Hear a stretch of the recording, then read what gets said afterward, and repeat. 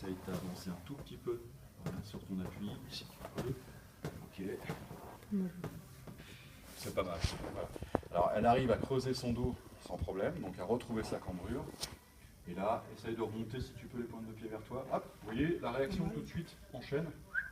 Si je mets les mollets en étirement, les ischios récupèrent un peu. Bon, mais c'est pas si mal que ça. Debout, il est quand même assez postériorisé. Voilà. Qui pose bien les talons au sol. Les deux pieds serrés par contre. Voilà. Les jambes tendues.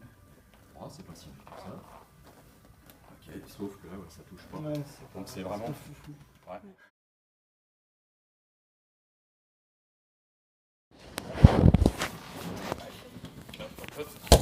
Le dos ici.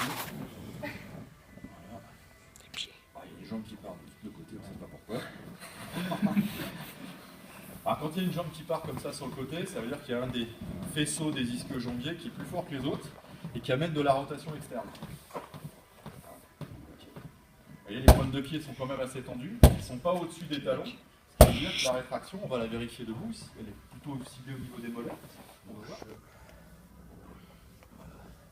Alors, il touche le sol. Le petit paradoxe ici, c'est qu'on voit bien qu'il n'est pas si raide que ça au niveau des ischios, mais à mon avis, c'est qu'il resserre les pieds. Et là, on creuse le dos, on va retracer ici. Le dos, on reconstruit la cambrure ici. Voilà. Alors, regardez les pieds, ça part dans tous les sens. C'est ce qui se passe. Voilà, redresse-toi, simplement ici. Voilà. On a les pointes de pied vers toi si tu peux. Tu peux pas. Ok. Ça c'est Alors, ce que ça donne ici, creuse le dos, allez, on creuse le dos encore ici.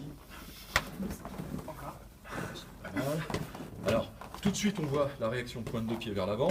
Essaye de remonter les pointes de pied vers toi. Voilà. Encore. Allez. Ok, pas trop mal. La fois, ça plie un petit peu, mais c'est pas. C'est le volume des ischios. Debout et puis penché avant.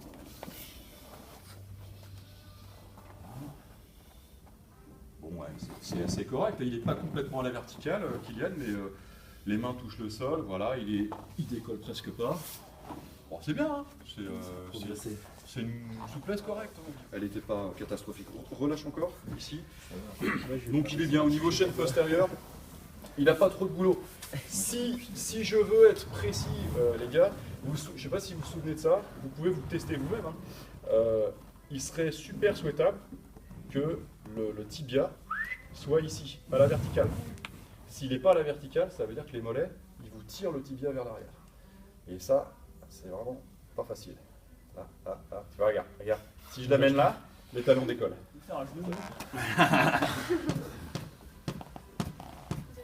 Donc ça plie un petit peu ici. Allez, creuse ton dos encore, creuse, allez. Ah, Cédric. C'est une catastrophe. Allez. Tu vas y arriver, ton troisième titre de champion du monde, troisième, quatrième, je sais plus. Avec ça, allez, colle. Ah ouais, il y a du boulot là. En haut, ça, ouais. Le dos contre le mur. Allez, colle. C'est Julie, c'est ça? Non, Charlotte. Charlotte. Désolé, je retiens pas forcément les prénoms du premier coup. Ici. Allez, donc légère flexion ici. Et une magnifique chaîne antérieure en suspension. Hein, alors Charlotte, c'est inspirez bien à fond. Et par contre, quand vous soufflez, il y a trois approches. C'est en haut, costal ici, costal bas. Vous fermez les côtes, ce qui n'est pas évident à faire. Et troisième temps de la respiration, c'est ça. C'est 1, je souffle 2, je souffle 3. Vous vous souvenez de ça? On inspire normal. Et ensuite, on descend côte haute, côte basse. Et ensuite là. Donc là, je ne vous l'ai pas fait faire il y a quelques instants. Et c'est vraiment cette respiration, cette expiration qui va allonger le diaphragme aussi. Vous vous souvenez, hein, si vous êtes très tonique au niveau du diaphragme, c'est vous inspirez que dalle en oxygène, quoi. Au bout d'un moment, vous avez un diaphragme qui est très costaud, mais vous inspirez plus rien de normal, c'est-à-dire inspirez bien à fond. Voilà. Là, tu souffles, tu fermes les côtes ici. Je vous avais dit, vous pouvez mettre carrément la main sur la poitrine si vous voulez, et puis la deuxième main sur le ventre pour achever votre respiration ici. Voilà, ça descend ici et ça finit ici. Voilà. Il y a un moment de penser avec les abdos sur la fin. Normal. C'est fait pour. C'est étudié pour. Ok, inspire. Essaye d'être plus ici. Vous ne pouvez pas lâcher, remettre, c'est impossible. Il faut vraiment, là je vous donne vraiment des petits détails en plus par rapport à la dernière fois, vous ne pouvez pas vous permettre de relâcher, etc. Là ce que vous allez faire, c'est mettre en tension les muscles antérieurs de l'épaule. Le petit pectoral en fait partie, hein, il part de l'omoplate. Et maintenir cette pression pour qu'à chaque inspiration, vas-y continue ta respiration, hein, n'oublie pas, voilà, il désenroule ses épaules. Voilà. Voilà, et là tu désenroules. Voilà. On inspire.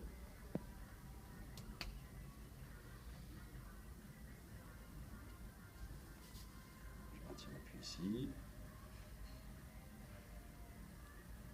Et là on désenroule. Voilà. Et on pose les omoplates. Allez, on désenroule un petit peu plus.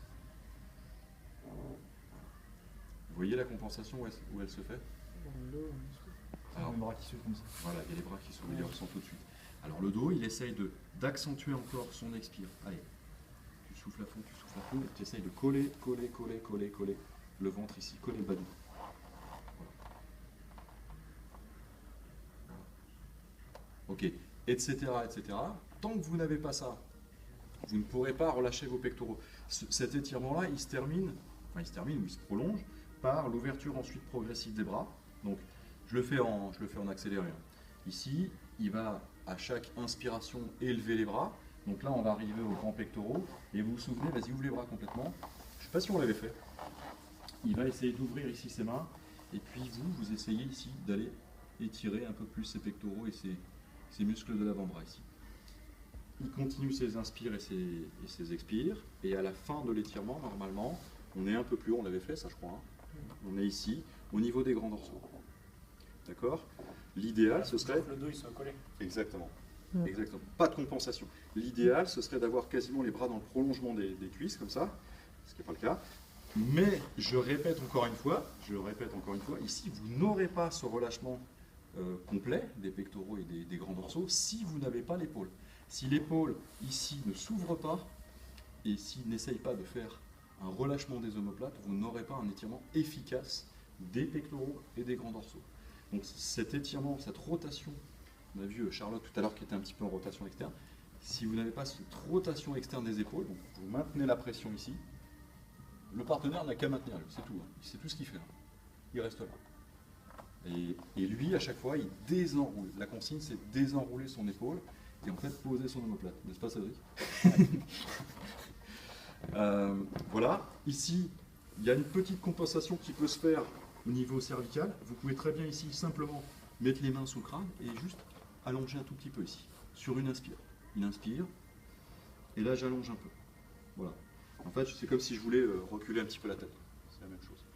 Donc à chaque fois ici, tout, poser. Et donc, vous vous souvenez, soit vous terminez comme ça, ici avec cette posture d'étirement plutôt le trapèze supérieur, avec un gars qui essaye de vous tracter ici, on maintient simplement. Donc après le désenroulement des épaules, après. Et puis vous continuez avec les psoas. Vous vous souvenez de ça? Vas-y, tu souffles. On fait juste un petit rappel. Souffle. Rentre le ventre. Et sur l'inspire, ici, je vais allonger. Voilà. Et je bloque ici. Voilà. Inspire. Et souffle. Le temps numéro 3 va servir à plaquer le dos, à avoir son point fixe au niveau lombaire. Et là, sur l'inspire, je gagne ici un petit peu, quelques centimètres. Encore, je souffle ici. J'appuie un petit peu ici. Et j'inspire, je gagne un peu. Souffle, à fond. Voilà. Et inspire, on gagne encore un peu.